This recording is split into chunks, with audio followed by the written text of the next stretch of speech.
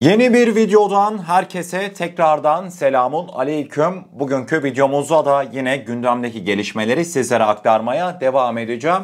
Kıymetli dostlar, bugün ilk olarak hatırlanacağı üzere bundan yaklaşık 1-2 gün kadar önceydi. Avrupa ve İtalya'nın havacılık devi Leonardo firmasının CEO'su Baykar tesislerini ziyaret etmişti. Bugün Leonardo firmasının CEO'su olan Cingolani'den ziyarete ilişkin çok önemli açıklamalar geldi. Size sadece şunu diyeyim. Herif resmen Baykar tesislerine aşık olmuş. Detaylar bir karşımıza gelsin. Cingolani Baykar tesislerinde neler görmüş? Kendisinin ağzından hep birlikte bir dinleyelim. İtalya'nın savunma devi Leonardo'nun CEO'su Roberto Cingolani yapmış olduğu açıklamasına dedi ki bugün Baykar'ın teknolojileriyle Leonardo'nun ürünler arasında güçlü bir tamamlayıcılık var. Bu işbirliği insansız sistemlerde dev bir sıçramaya ve Avrupa dahil yeni pazarlara ulaşmamıza olanak sağlayabilir. Leonardo'nun CEO'su Baykar'ın İstanbul'daki Özdemir Bayraktar Milli Teknoloji Merkezi'ni ziyaret etmesinin ardından Baykar'ın altyapı ve yenilikçi gücünden büyük etkilendiğini belirtti. Binlerce gençlerle dolu bu dinamik ortam ve dünya standartlarındaki teknoloji gerçekten etkileyiciydi.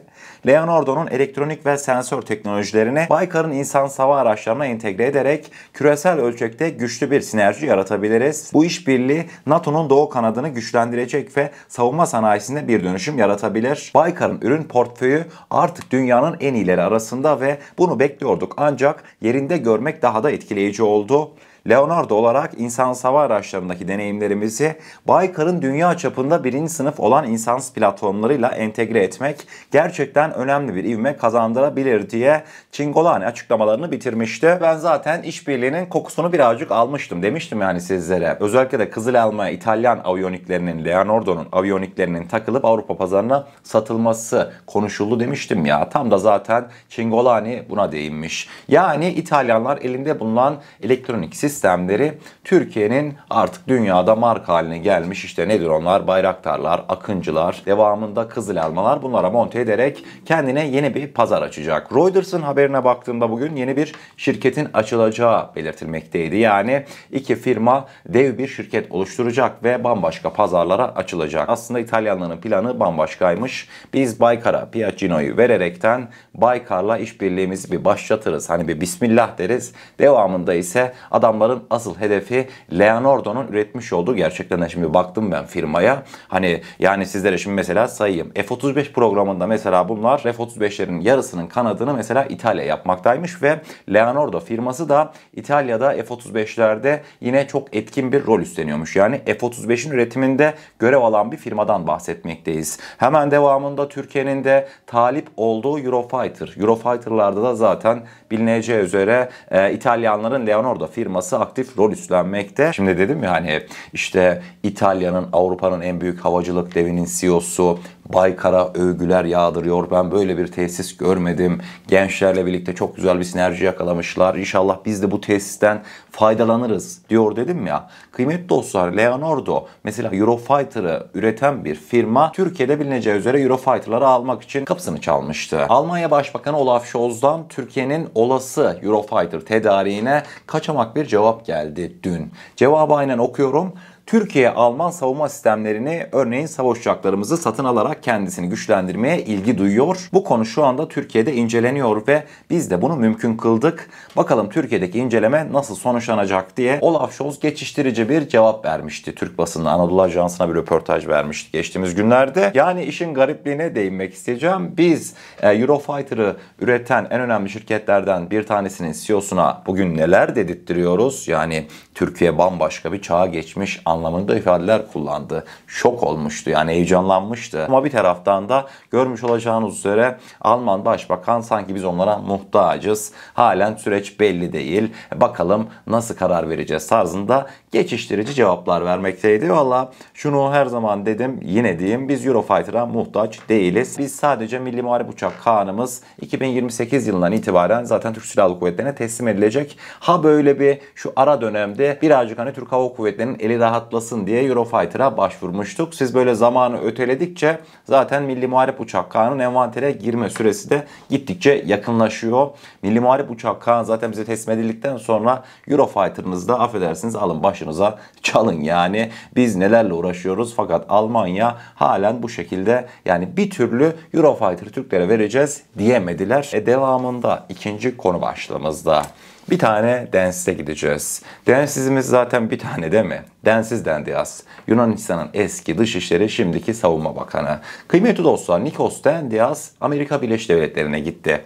Amerika Birleşik Devletleri'nde tabii ne kadar gereksiz isim varsa hepsiyle son birkaç gündür bizzat görüşme halinde Nikos Dendias. Nikos Dendias ABD ziyaretinde de tabii ki de Türkiye hakkında hiç laf atması olur mu? Attı. Türkiye'nin Mavi Vatan doktrinini eleştirdi. Mavi Vatan tamamıyla saçmalık dedi Nikos Dendias. Açıklamaların detayı bir karşımıza gelsin. Dendias'ın Türkiye'ye mesajı Mavi Vatan saçmalıktır, asla gerçekleşmeyecek. Yunanistan Savunma Bakanı Nikos Dendias Amerika'da bir takım işte sözde Yunan lobicilerle bir araya gelmişti. Yunan lobicilerin yanında yapmış olduğu açıklamasında Mavi Vatan doktrinini Yunanistan'a açık bir tehdit oluşturan, uluslararası sınırları ihlal eden ve uluslararası hukuka hem de deniz hukukuna tamamen aykırı olan Neo-Osmanlı yayılmacılığının bir ifadesi olarak nitelendirdi. Mavi Vatan tamamıyla saçmalık çünkü bu asla olmayacak diyordu. Yunanistan'ın işte toprak bütünlüğü ve meşruiyetinden yana sarsılmaz duruşunu bir kez daha sözde teyit etmişti Dendias. Dendias Türkiye ve Yunanistan arasındaki ilişkiye ilginç bir örnekle anlatmıştı. Aynen ifadeleri okuyorum.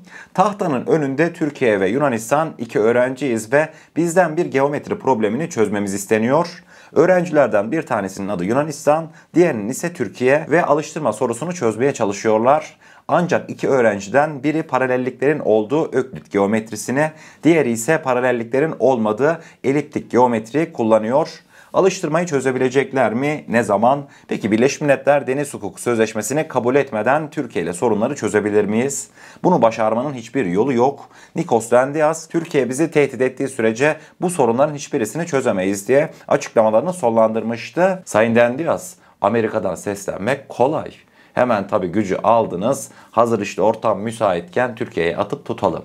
Yani hiç mesela Dışişleri Bakanımız veya Yaşar Güler'le bir araya geldiğinizde bu tür açıklamaları nedense sizden göremiyoruz. Hani korkusuzca her yerde dile getiriyoruz demiş aynı konuşmasında ama nedense Türkiye'de farklı, Amerika'da farklı konuşuyor bizim Densiz Dendias. Açıklamalarının devamında hatırlar mısınız? Bundan yaklaşık 2-3 ay kadar önce bir haber aktarmıştım. Dede Ağaç'taki Amerikan varlığı komik sebeplerle sonlandırıldı diye. Neydi o sebepler? İşte kıymetli dostlar, Yunan halkı Dede Ağaç'ta bulunan ABD askerlerinin işte bir anda Dede Ağaç pazarlarına hücum ettiğini, Dede Ağaç pazarlarında yumurtanın dahi kalmadığını, kira fiyatlarının uçtuğunu ve bundan dolayı Yunan halkının biz artık Amerikan askerlerini bölgede istemiyoruz. Çünkü biz Yunan halkı olarak Dede Ağaç'ta geçinemiyoruz diye şikayet ettiğini, daha sonrasında da Amerikan askerlerinin bölgeyi terk ettiği haberini aktarmıştım. Densiz Dendias'ta bugün ABD askerlerine çağrıda bulunarak üstü kapalı bir şekilde gelin dedi, Dede Ağaç'ta dedi her şey var. Elektrik, su,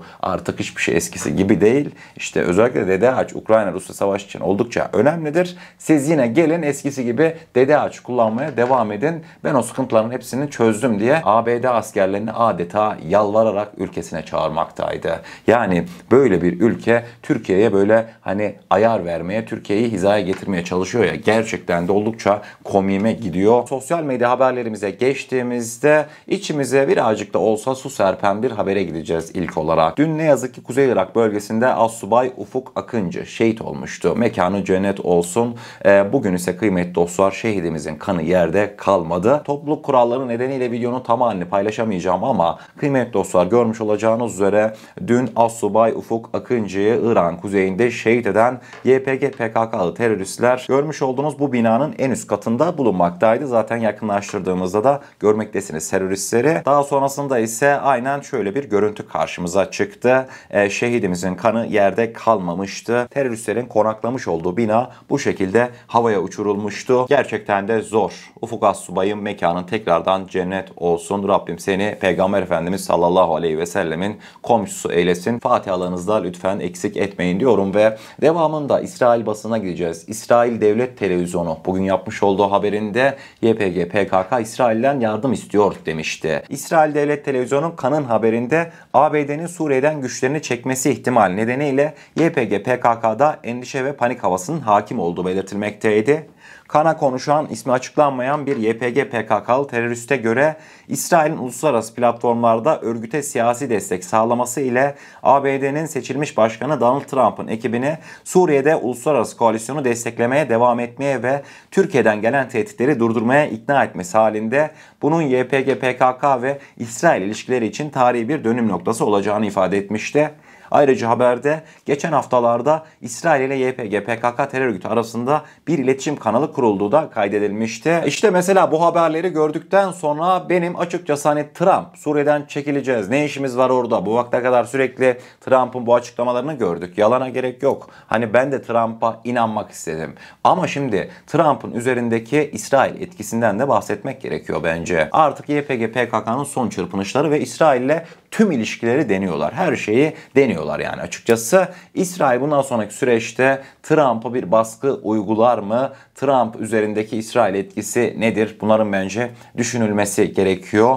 Bakalım Donald Trump göreve başladı. Ne kadar dediklerinde ciddiymiş hep birlikte göreceğiz. Büyük ihtimalle kıymetli dostlar biz kendi göbek bağımızı kendimiz keseceğiz. En azından benim beklentilerim bu yönde. Hazır Trump demişken dün Trump'tan İlginç bir çıkış geldi. Yani adam o kadar ilginç ki daha göreve başlayalı belki bir hafta olmadı. Şu söylemiş olduğu ifadelere bakar mısınız? Donald Trump ABD'nin neden hipersonik füzesinin olmadığı sorusuna verdiği cevapla gündem oldu. Diyordu ki Trump çünkü Obama yönetimi sırasında Rusya hipersonik füze tasarımını Amerika Birleşik Devletleri'nden çaldı. Tasarımı Rusya'ya götürüp kendileri yaptılar diye bir ithamda bulunmuştu. Bu hani böyle basite alınacak bir iddia değildi. Trump'tan daha buna benzer ne çıkışlar göreceğiz? Hazırlıklı olun. Benim tek temennim dediğim gibi Suriye'den çekilsin bir gitsin de daha sonrasında Amerika ona böyle demiş, şuna şöyle demiş pek de umurumuzda olmaz. Artık yıllardır hani sürekli ismini duyduğumuzda ne zaman bu araç seri üretime girecek be dediğimiz Altay tankından sonunda elle tutulur müjdeler gelmeye başladı. Tosyalı Holding ve BMC Savunma Yönetim Kurulu Başkanı Fuat Tosyalı bugün diyordu ki yeni Altay tankımızı bu senenin sonuna kadar ordumuza teslim edeceğiz. İlk tanklarımızı Arifiye'deki fabrikamızda üretmeye başladık. Bu senenin sonuna kalmadan Altay tanklarımızı teslim etmeye başlayacağız. BMC Power tanklarımızı motorlarında üretmeye başladı. Şimdi bunların test süreçleri devam ediyor. 2027'den itibaren de yerli ve milli tanklarımızda, yerli ve milli motorlarımızda kullanmaya başlayacağız demişti. Artık gel be iki gözümün çiçeği. Altay tankı tabii ki de şu an hani diyebilirsiniz ya Kaan tank mı kaldı? İşte 10 sene önceydi daha o zaman yapmadılar. Şimdi yapsalar ne anlama gelir? Öyle demeyin kıymetli dostlar. Ukrayna-Rusya savaş sahasına evet baktığımız zaman ben de diyorum tankların bir işlevi kalmadı etmedi. Ama eğer ki tanklara siz şöyle güzel sistemler, Akkor gibi aktif koruma sistemleri takarsanız tank yine her zaman gibi tank yani. Yani o Berlin duvarlarını yıkabilecek güçte. Yani şunu demek istiyorum. Bizim tanklarımız 10 yıl öncenin tankı olmayacak. 10 yıl önceki Altay tankı değil. Bunların hepsi son model güncellenmiş tanklar olacak. Ve Allah izin verirse hepsi böyle kamikaze insan hava araçlarına karşı da gerek lazer gerek aktif koruma sistemi olan Akkor'la korunacak ve inşallah çok yakın bir zamanda Türk Silahlı Kuvvetleri artık yerli ve milli tankımızla göreve başlayacak diyorum ve bugünkü videomuzun sonuna gelmiş oluyoruz. Eğer kanalımıza ilk defa gelmekteyseniz kanalımıza abone olarak bizlere destek olabilirsiniz. Videomuzu gerçekten beğendiyseniz aşağıda bulunan beğen butonuna basarsanız bizleri oldukça mutlu edersiniz. O zaman ne diyelim? Kendinize çok iyi bakın. Allah'a emanet olun. Her şey istediğiniz gibi olsun. Sağlıcakla.